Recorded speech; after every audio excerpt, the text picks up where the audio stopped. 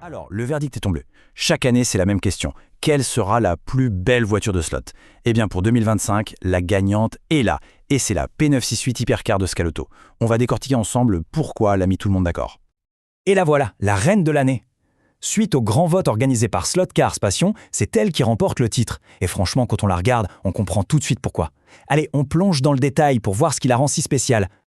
Pour bien comprendre ce modèle réduit, il faut d'abord parler de la vraie voiture. La Peugeot 908, à l'échelle 1, a fait l'effet d'une bombe dans le monde de l'endurance. Sa particularité, pas d'aileron arrière, carrément. Et c'est cet esprit un peu rebelle, ce design complètement fou, que Scalauto a réussi le pari de retranscrire à l'échelle 1,32. Bon, approchons-nous un peu. La première chose qui frappe, c'est la fidélité de la réplique. Elle est juste bluffante. Les lignes sont tendues, pures, on dirait qu'elles débarquent du futur. Et il faut bien se rendre compte que ce n'était pas gagné d'avance de rendre une voiture aussi agressive sans son aileron. Eh bien, on peut dire que le pari est largement remporté. Mais comme souvent, la magie, elle est dans les détails. Regardez-moi ces lignes, basses, fluides. On dirait presque un félin prêt à bondir. Et cette livrée grise avec ses petites touches de jaune fluo, ce fameux kryptonite. L'application est juste impeccable.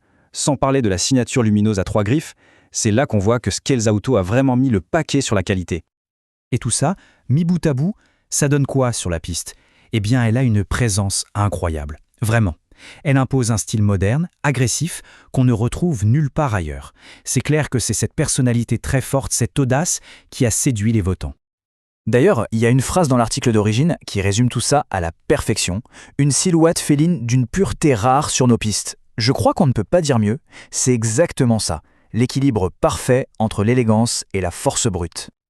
Ok, on a bien vu la beauté de la bête. Mais attention, l'erreur serait de penser que c'est juste une belle voiture à mettre en vitrine. Loin de là.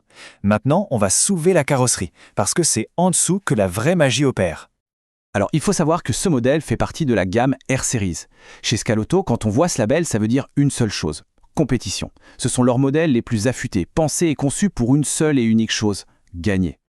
La carrosserie donc est en polymère, ce qui la rend super légère, et juste en dessous, on découvre une véritable architecture de course. Tout, absolument tout, a été pensé pour la performance pure et l'efficacité maximale sur la piste. Alors concrètement, qu'est-ce qu'on y trouve? D'abord un châssis Inflex pour la souplesse. Ensuite, un moteur puissant en position anglo-winder. Ça veut dire qu'il est placé en diagonale, ce qui donne un couple monstrueux en sortie de virage. Ajoutez à ça une transmission pro, des jantes en alu, bref, on a un package complet optimisé pour aller chercher le chrono. Et sur la piste, ça donne quoi? Eh bien, ça change tout. Le châssis flexible s'adapte à n'importe quel tracé, le moteur vous catapulte hors des virages, mais le vrai secret, c'est son centre de gravité. Sans aileron, il est incroyablement bas, ce qui lui donne une stabilité dans les courbes qui est juste déconcertante. Ça ne bouge pas. Et voilà, c'est là qu'on touche du doigt la raison de son succès. Ce n'est pas juste l'un ou l'autre, c'est la fusion parfaite entre une esthétique qui casse les codes et une mécanique de pure compétitrice conçue pour la performance. C'est vraiment cette double identité qui la rend si spéciale. D'un côté, on a la reine de beauté, ce design révolutionnaire qui attire tous les regards. Et de l'autre, on a la bête de compétition, avec ses composants R-Series faits pour la gagne. C'est le mariage parfait entre la forme et la fonction. Parce qu'au final, son vrai terrain de jeu, c'est celui-là, c'est la piste.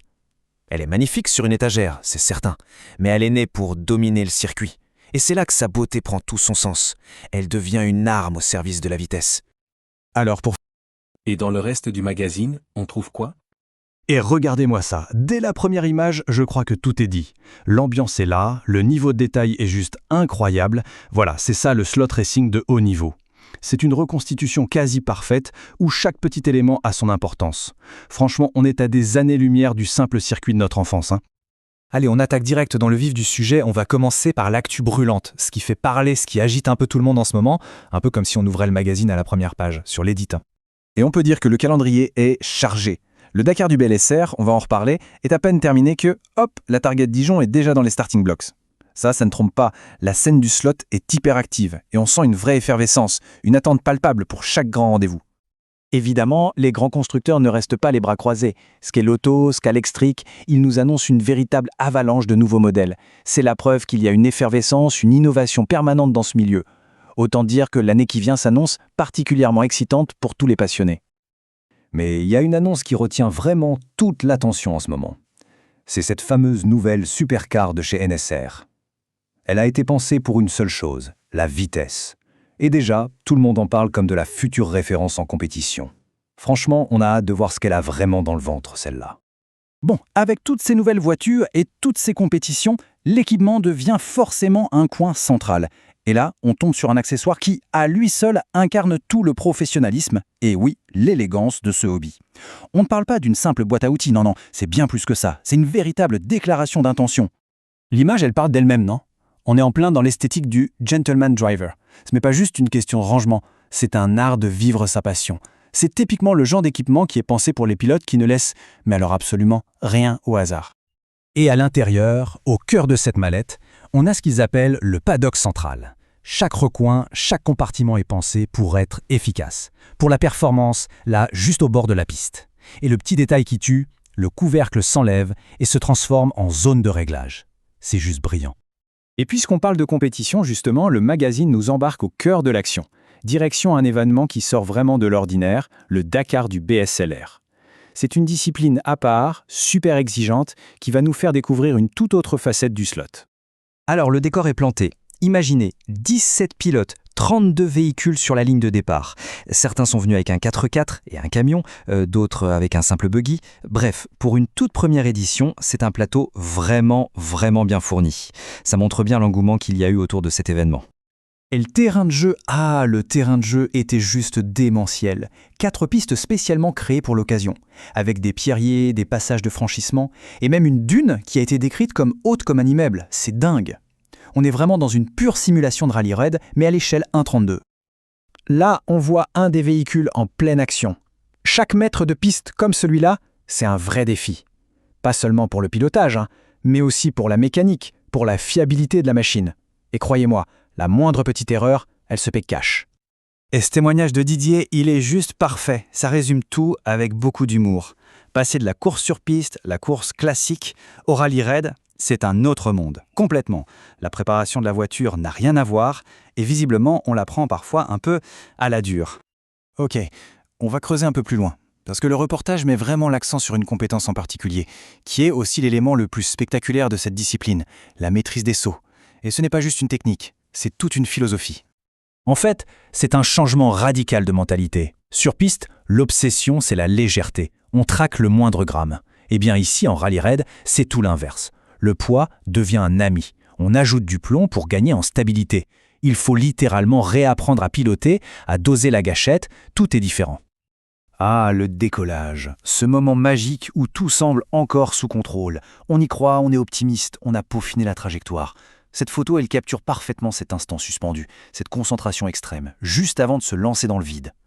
Sauf que, voilà, la réception, c'est souvent une autre paire de manches. Comme le dit si bien Didier, c'est là que le vrai spectacle commence. Salto avant, double salto, on dirait une compétition de gymnastique artistique. C'est cet humour, je trouve, qui montre vraiment la super ambiance de l'événement. Et voilà un exemple parfait de ce que ça peut donner. On imagine presque le jury en train de lever des panneaux avec des notes pour la figure artistique. C'est exactement ça, ce mélange entre la technique pure et ce chaos, ce joyeux bazar qui fait tout le charme de ce genre de course. Bon, pour conclure sur cet événement, le reportage est unanime. L'organisation par le club BLSR était juste parfaite. Un accueil au top, des pistes incroyablement techniques, une ambiance géniale, bref, une journée vraiment mémorable qui a parfaitement su mélanger la compétition et la bonne humeur entre potes. Mais le slot racing, ce n'est pas que la compétition. Et c'est là que le magazine devient super intéressant. C'est aussi une porte d'entrée incroyable vers la grande, la riche histoire du sport automobile. Et c'est cette autre facette, tout aussi passionnante, qu'on va explorer maintenant. Ce qui est vraiment génial, c'est que le magazine ne s'arrête pas aux légendes que tout le monde connaît. Non, ici on met en lumière des pilotes comme Roberto Moreno. Il est décrit comme l'un des plus sous-estimés de sa génération, mais un pilote qui était bourré de talent. C'est un vrai travail de mémoire qui est fait ici, c'est remarquable. Et en fait, c'est ça, toute la philosophie de cette partie du magazine. Créer des ponts, faire des liens, montrer que chaque petite voiture de slot, ce n'est pas juste un morceau de plastique. C'est un lien direct vers une histoire, vers un pilote, vers une course de légende. Et c'est ça qui donne une profondeur absolument incroyable à cette passion. Finalement, tout ce qu'on vient de parcourir, la précision quasi chirurgicale de l'équipement, l'intensité de la compétition et cette richesse historique, tout ça nous amène à une question. Une question finale qui, je trouve, résume parfaitement l'esprit de ce magazine. Et si, au fond, la vraie passion, la passion pure, se mesurait à l'échelle 1 pour 32 ?